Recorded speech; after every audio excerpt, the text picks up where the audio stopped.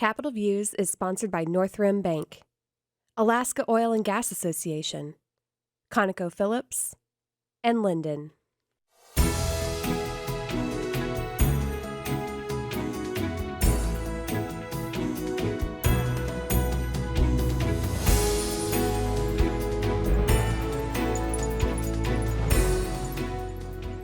Hi, I'm Tim Braden with Alaska Legislative Digest.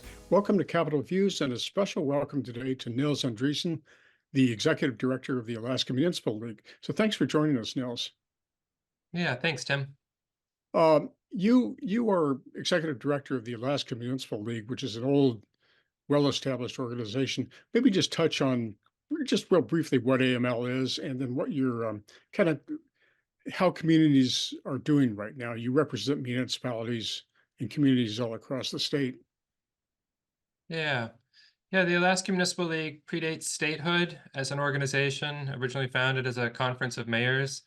Its role over these last decades has been to bring local governments together to share best practices and address challenges that are out there that folks have in common. One of the roles that we play, I think, increasingly is just tracking how different issues are impacting communities and how different communities are. So things like workforce development, recruitment and retention, supply chain issues, the impact of inflation, just the additional costs and burdens that local governments and other political subdivisions are carrying is of pretty critical importance right now to our members. Uh, Nils, are there AML does a couple of really unique things in terms of services to municipalities, and one of them is the collection of sales tax revenue um, that's off the internet sales. Maybe you could describe that, how that works. Yeah. I mean, we've had a long history in Alaska. I think over these last 5 years or so, have really expanded into trying to deliver more member benefits. And what that's meant is shared services to local governments. It ranges from financial solutions and supporting bookkeeping to, as you mentioned, online sales tax collection. We're doing physical sales tax collection too for 5 communities. But the online sales tax collection is, I think, for nearly 50 communities right now. We essentially serve as a single revenue department where remote sellers can submit and remit their collections, and then we can process those for members. The value of that, has meant 20 million or so more in annual revenue to those 50 jurisdictions. Maybe a 5 to 10% increase overall in the revenues they were collecting, even as they've experienced diminished revenues on other fronts. So it's really been a stabilizer for a lot of communities. And Nils, another thing, as I understand, you're doing is tracking the infrastructure, federal infrastructure availability and opportunities, and perhaps have there been any real breakthroughs and wins in that area? Yeah, I think that's one of the kind of newer areas where we've expanded into. We have a whole department, it seems like, or division focused on infrastructure development. That means grant writing for communities, supporting state agencies in their applications, all in response to federal infrastructure investment, billions of dollars that have come to Alaska over the last couple years and anticipated in these coming years. I think AML itself has written, approximately $3 billion worth of applications over the last 18 months, been relatively successful, but ultimately want to make sure that Alaska can compete at the national stage, and we can together maximize the benefits that come to our communities. So it's been really successful. I think we think about this year right now as kind of a tipping point.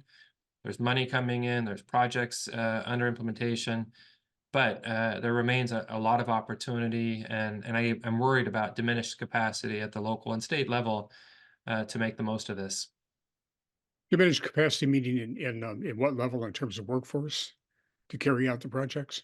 Yeah, I think it comes at so having enough staff capacity.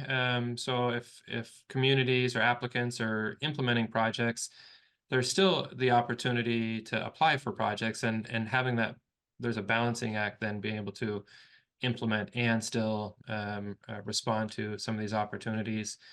Match is a big barrier right now, having a non-federal cost share available at the local and state level, and for tribes, means that we could be leaving, millions of dollars on the table.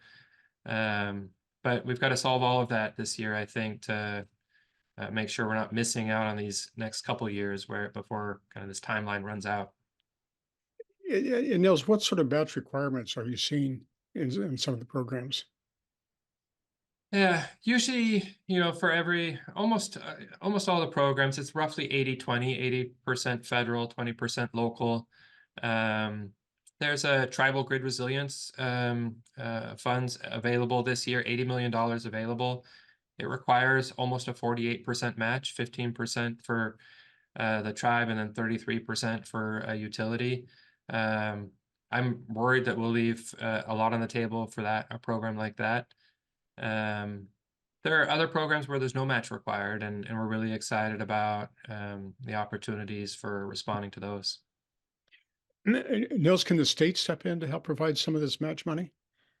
Yeah, the state last year implemented a kind of pilot project, $5 million set aside to Denali Commission. That was oversubscribed and getting money out for cost share. That could be expanded. The state could have a really important role in making sure that local and tribal governments have what they need to maximize the benefits of this federal infrastructure investment. Well, this is interesting. Nils, can you mention, just in the time we have left, just a couple of the, maybe you could mention some examples of some of the projects that we've gotten through the AML program? Yeah, we're excited. Just recently, announcement of 100 plus million dollars in clean energy projects going to Northwest Arctic, Burrow and Goon and others. We submitted a project for a Cold Bay dock replacement that was successful. And a lot of, I think, clean energy and transportation projects where Alaska can be very competitive. So and but we only have, what, 3 years left of this program? So the clock is ticking. Yeah, this is kind of our tipping point. We've got maybe 2 years left, and then the IRA. But I think this is our moment, and we've got to really put a lot more effort into making the most of it. And do we have to have the projects underway in 5 years, or what's the cutoff? Yeah, that's right. A lot of these projects, awards this year have to be spent by, I think, 2028 or so, obligated funds. There's varying timelines depending on the agency. Yeah, this is, well, the timing of this is critical. I mean, we want to leave as little money as possible just laying on the This desk. opportunity won't come again. That's true. Well, Nils, thank you for joining us, and look forward to talking again. Yeah, wonderful. Thank you.